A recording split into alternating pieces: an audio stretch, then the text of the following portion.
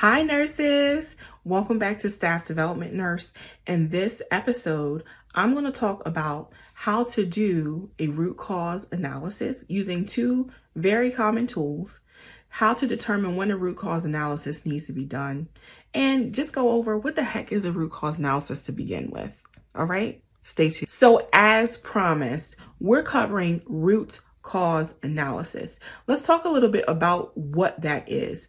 So a root cause analysis is typically a process that is headed by your QAPI nurse or your quality assurance performance improvement nurse.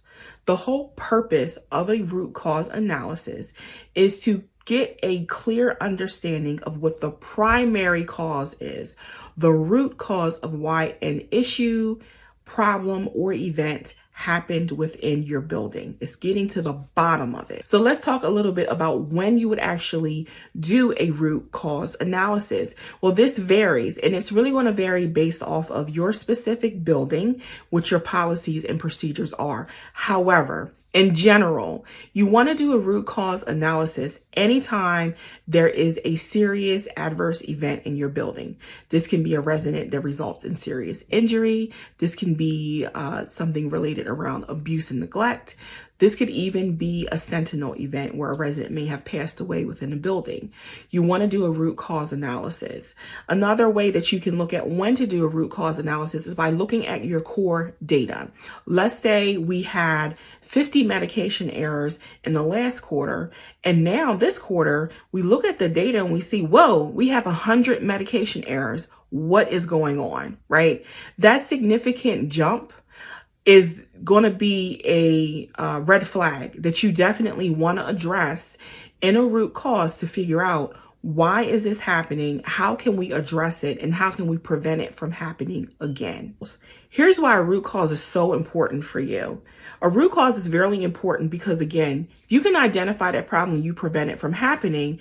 And as a result, it results in the residents getting higher quality care. But it also benefits you from a state survey aspect. For civil money penalties, let's say a survey team comes in, they find that you are severely deficient in some event that happened within the building. If you have not put protocols, processes in place, depending on what that event is, then you can actually be fined as a facility civil money penalties every single day dating back to the event itself. Putting root cause analysis in place and these interventions in place can actually halt those civil money penalties. So if a survey team comes in, they find that you were severely deficient in a specific practice, but they also see that you created a root cause analysis and you developed and implemented a process, let's say 4 days after this event happened, you may only get civil money penalties for those 4 days leading up to your root cause versus every single day for the last 3 months. Okay, so it makes a significant impact and difference. And this is something that you keep in your pocket. This is a QA, peer-reviewed, confidential information. But the great thing is you can pull this out when you need to pull it out to help support what you're doing in the building. So what we're going to do next is I'm actually going to show you two common tools that are used. What we call 5 whys and what we call a fishbone. And I'm going to walk you through a mock process of completing a root cause analysis. So I'm going to coin this as a table talk episode because I'm going to show you the paper and I'm going to talk to you as we walk through it. I want you to hear it, but also see it so you truly understand it. All right, so stay tuned. All right, so this particular tool that you see is something that is referred to as the 5 whys. Now, obviously, it's because we literally have 5 whys on the side of the paper. So on any root cause sheet, you're going to see a section for the problem or the scenario. And in this, I already kind of wrote out a brief scenario for you. So let's say our scenario is we have an 86-year-old female, status post right total hip replacement. Now, in real circumstances, I probably would put the date that she had this done. Was found on the floor in her bathroom at 1 a.m. Floor was wet. Resident states she slipped and fell. No gripper socks on. Call bell not activated. wheelchair tipped forward, wheels unlocked, and I might even note that she was incontinent, right? Now remember, this is just an example. When you're doing this, you want to put as much detailed information as possible in this box, because remember, this is a group effort.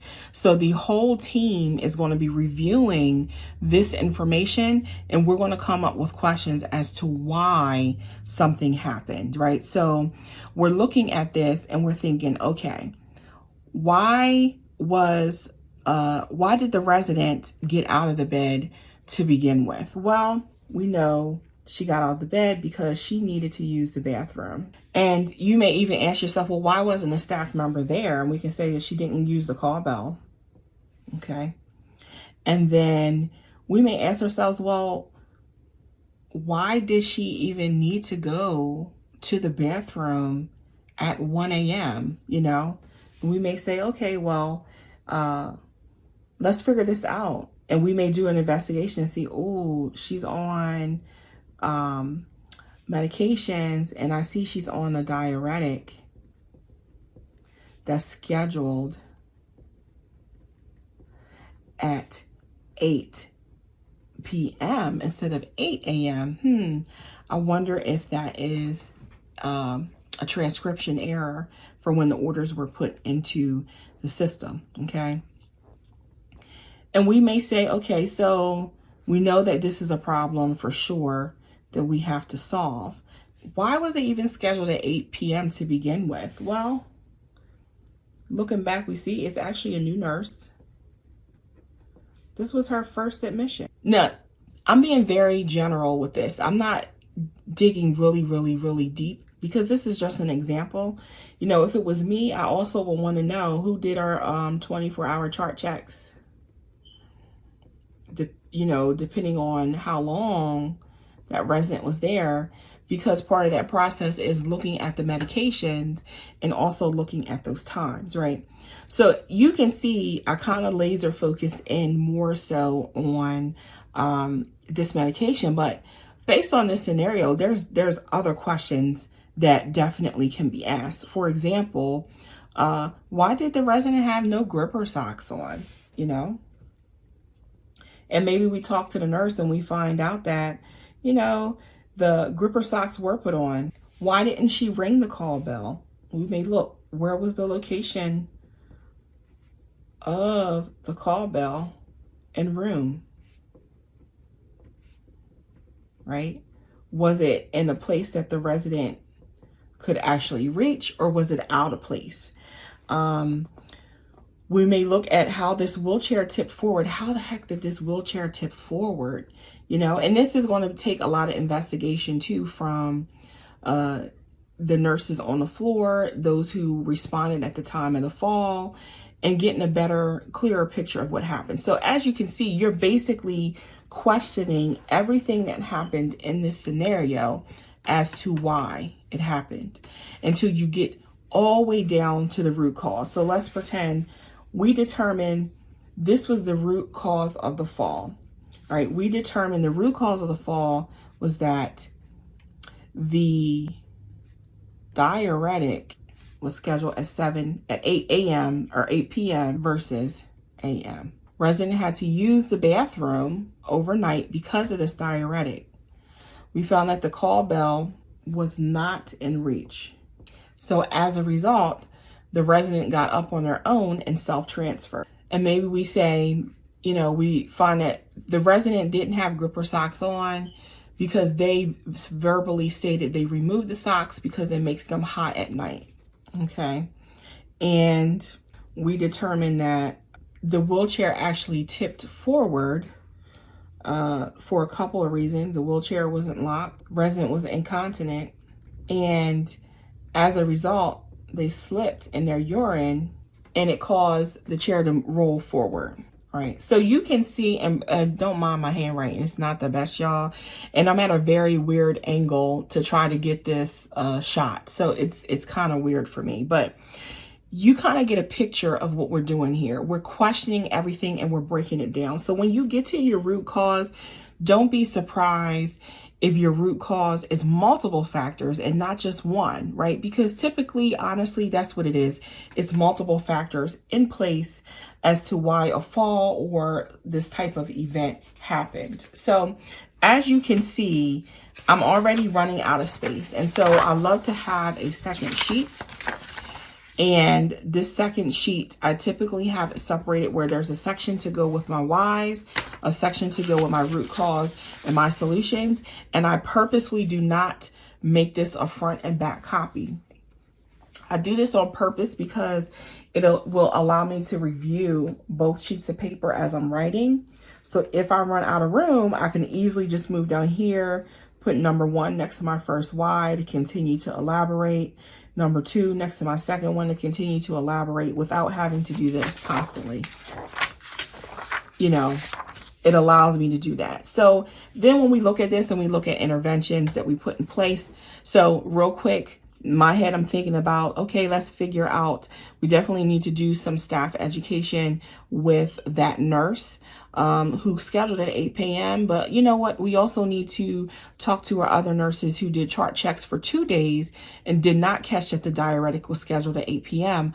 I also want to talk to the other nurses who worked on the cart who did the medication pass, because if the medication was scheduled at 8 p.m., why was that not questioned as a diuretic? And so maybe this would be something that we do as a system-wide in-service for all nurses about scheduling diuretics whenever a resident or new admission comes into the building. And maybe I can take it even a step further and program into my electronic health record system that whenever, you know, diuretics or anything like that are put in place, that it automatically populates at an 8 a.m. time versus an 8 p.m. time. When I look at the call bell situation, the call bell was not in reach. This definitely is going to be education. We're going to talk to the nurse that worked on a unit that night. And we're also going to talk to the CNA themselves who worked on a unit. And maybe moving forward, we'll do some call bell audits on that unit just to make sure that the call bell is always within reach. And this is something that we may do a quick in-service education for the staff on the floor. Right, this resident self-transferred because that call bell wasn't within reach. Maybe part of this is we give education to that resident on other measures that they can take if they can't reach the call bell, right? If they couldn't necessarily reach the call bell buzzer itself, could they have at least reached the cord? You know, letting them know that if the cord comes out of the wall, this will automatically alert the nurse too if you can't reach that call bell button itself. And you know, the resident removing their socks. Let's talk about this. Well, you know, these are safety measures so that if you do get up, it can try to prevent you from slipping and falling. I understand that you get hot. Let's talk about this. Do we need to try to keep the temperature in the room lower? Do we want to keep well-fitting slippers right by the bedside that are non-slip at the bottom? And this is something that we could coordinate with the family members. When the slippers come in, we can have the resident try them on to make sure that they fit properly and that they meet our criteria for non-slip. Wheelchair wasn't locked, and this could be education for the resident as well. And therapy could even help with this piece and educating them on making sure that you lock the wheelchair and going over, you know, how to properly transfer. And we know that just because of how they transferred and with the chair not being locked, they urinated, they slipped on the urine, and it just so happened that they were at the right space location when they flipped forward. Okay, so these are ideas of interventions you can put in place, but this in general is your 5 whys. Okay.